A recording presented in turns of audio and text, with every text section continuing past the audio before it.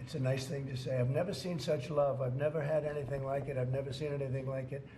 People are coming up, sir, thank you for bringing our country back. We were losing our country, and I think we're stronger now than we've been in many, many decades. And the Department of State on your call with Vladimir Putin. Speaking, and I think we'll perhaps do something that'll be significant. We want to end that war. That war would have never started if I was president, and we want to end that war. That war is a horrible war. Millions of young people are being killed, mostly on the lines now, mostly soldiers. But the cities have been largely destroyed, many of them. They're like demolition sites. But the soldiers are just shooting at each other. You know, it's a very flat land. I said this the last time, very, very flat land. The only place that a bullet stops is when it hits a person. And they're hitting a lot of people. They're hitting a lot of soldiers, but on both sides. You know, I think Russia would probably say close to 800,000, and Ukraine 600,000 or 700,000. And it's just a sense. Already scheduled and ongoing? Already talking, yes. So you've already spoken to Vladimir Putin? I don't want to say that, but we are having very serious discussions about. Is there a reason you don't want to? We are. Well, I just don't want to say that. Okay. We're having very serious discussions about that war, trying to get it ended. With Russia? With Russia, yeah.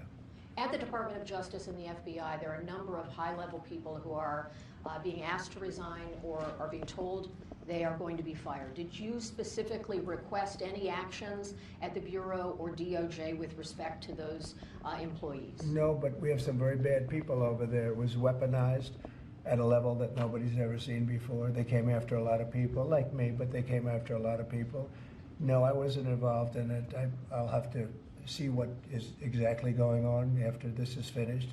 But if they fired some people over there, that's a good thing, because they were very bad. They were very corrupt people, very corrupt, and they hurt our country very badly with the weaponization. They used the Justice Department to go after their political opponent, which in itself is illegal. Are you going to impose tariff too on the European Union, like you are going to do for Mexico and Canada? Well, you're asking me a question, because I'm sure you didn't hear. Am I going to impose tariffs on the European Union? Do you want the truthful answer, or should I give you a political answer? Absolutely. Absolutely. The European Union has treated us so terribly. You promised Americans to try to reduce costs, and so many of the products that would be tariffed, when they come into the country, the outgoing country is not paying the tariff. The buyers in the United States pay that, and then that's passed on to consumers in most instances. Sometimes. How would you expect to have prices come down if you have such a broad plan for tariffs? And what do you say to the voters who want to see you reduce everyday costs? Well, let me just tell you that I got elected for a lot of reasons. Number one was the border. Number two was inflation, because I had almost no inflation. And yet I charged hundreds of billions of dollars of tariffs to countries. And think of it, I had almost no inflation and took in $600 billion of money from other countries. And tariffs don't cause inflation, they cause success, cause big success. So we're going to have great success. There could be some temporary short-term disruption, and people will understand that. I had that when I negotiated some of the good deals for the farmers. And unfortunately, those deals have been led astray by Biden and his people because they didn't enforce the deals. We have a deal with China, which is phenomenal for the farmers, but there was nobody to enforce it in the Biden administration. They let them get away with murder. So that's another thing we're going to be bringing. Do you accept the principle of costs being passed on? They committed to buying $50 billion worth of farm product, and they did it when I was president. And as soon as I left, they stopped doing it because there was nobody in Biden to enforce it. But the tariffs are going to make us very rich and very strong, and we're going to treat other countries very fairly. But if you think about it, other countries charge us tariffs. We don't charge them tariffs. And it's about time that that changes. Sir, are you concerned about the market reaction around tariffs? No, no. Tariffs, the word tariff is a very misunderstood word. You've heard me say, I say it kiddingly, but it's one of the most beautiful words. As an example, the European Union charges us 20% plus a VAT tax, called a VAT tax, very similar. And it costs us an absolute fortune. We are treated so badly. They don't take our cars. They don't take our farm products, essentially. They don't take almost anything. And we have a tremendous deficit with the European Union, so we'll be doing something very substantial with the European Union. We're going to bring the level up to where it should be. And if you think of the European Union, then you go to NATO, it's largely the same group of countries. Until I came along, I mean, we were paying almost 100% of NATO only to get bad trade deals. And now it's been evened out. $440 billion if you look at the Secretary General's report, and he was here recently and he said that. He said one of the most amazing things I've ever seen is what President Trump was able to do with these countries of Europe, of which he was in charge of them, but he couldn't get them to pay. I went over, I said, you got to pay, and if you don't pay, we're not going to protect you. It's very simple. But very unfair is with Ukraine, because we're in for $300 billion plus, and they're in probably for $100 billion. There's a $200 billion difference, and they need it more than we do. You know, we have an ocean in between. They don't. And so they're going to have to step it up a little bit. With efforts to reduce the federal workforce, whether it's offering what we've called the buyout package or other efforts, do you have any concerns that there will be employees broadly across the federal government to I know, the air but traffic everybody's controllers? Replaceable, and we'll get very good people to replace them if it turns out to be more than we thought. It could be a lot, it could be a little, we don't know, but we'd love to have them. It's our dream to have everybody almost working in the private sector, not in the public sector. We have many people, very few people came to work. They were, you know, it started more or less with COVID, but actually even before COVID. But it started with the COVID, they didn't come back. And then Biden let them get away with murder, and they, you know, we had a federal workforce like 4% coming into the office. And that just doesn't work. You know, people can say it does, but it doesn't work. You have to be unified in a group in the office. It's just, it was crazy. You don't know what they're doing. And then at some point we may ask them to be getting a check from us, the government, and then were they also working a second job and a third job, and, you know, on government time. And many of them will say that we want to clean it out. You know, people have been trying to reduce federal government now for 40 years, 45 years, and they haven't been able to do it. And this is a way of doing it, I think, very nicely. It's sort of a buyout, too.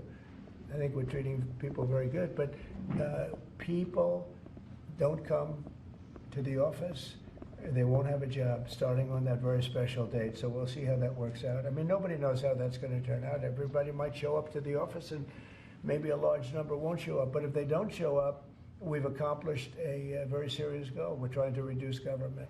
Does Mr. Musk or any of those associated with your DOGE effort, do they have any direct access through the government systems to how money is dispersed? No, nothing. No, they this has nothing to do also with the federal cutting, you know, with this federal cutting. This is very separate. This is if you don't show up, you don't get paid. But DOGE, I think great progress has been made. We're talking about cutting over $1 trillion of waste. We're talking about waste. We're not talking about we're going to love and cherish Social Security, Medicare, Medicaid. We're not going to do anything with that other than if we can find some abuse or waste, we'll do something, but the people won't be affected. It'll only be more effective and better. And our country, as our country gets richer, the people on Social Security, Medicare, Medicaid, those people are going to be more secure. If Biden had gotten elected, Social Security was going to fail because the country was failing. It was going to fail. The country was going to fail. And therefore, the Social Security, Medicare, Medicaid, and all of the other things that you may get would not be able to be paid. Our country's getting very strong, and you see it. I think more progress has been made in the last 2 or 3 weeks than has been made in the last 4 years. I think not only has more progress been made in the last 4 years, it's, I'll call it de-progress. We went way backward as a country in so many different ways, from woke to all of the other things that took place that were so bad. You look at Afghanistan, how embarrassing that was. I think Afghanistan really started the problem with Russia and Ukraine. When Putin looked over and he saw how incompetently that was handled, I was getting out, but I was going to keep Bagram. Right now, China has Bagram. I was going to keep one of the biggest air bases in the world. They left it. But I was, other than Bagram, I was going to get out. And I wasn't keeping Bagram for Afghanistan. I was keeping it for China because it's 1 hour away from where China makes its nuclear weapons, and we were keeping it. So we have a lot of great things happening in our country, and we appreciate that you're here. And I'm really thrilled about Doug, and I'm really thrilled about his friend Chris Wright, who's a legend in the oil business, right? They keep telling me, Catherine, he's like a legend, and he's a legend too in a lot of businesses.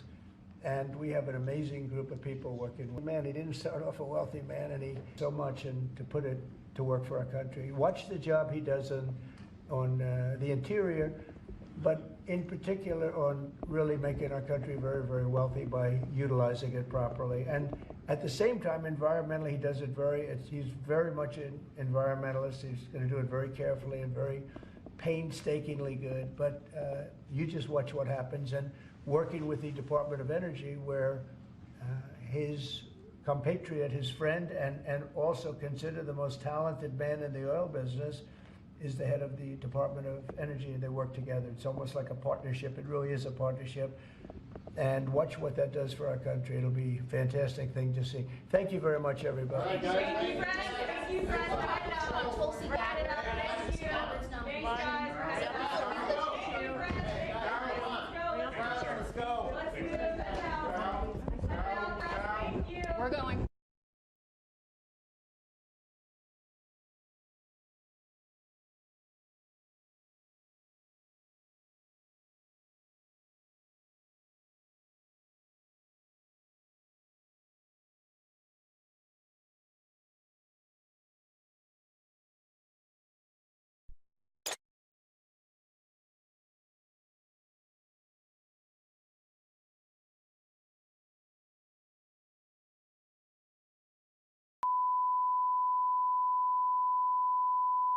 Okay, here we go.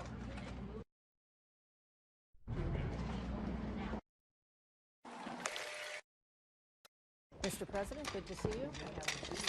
It's been a little while, sir.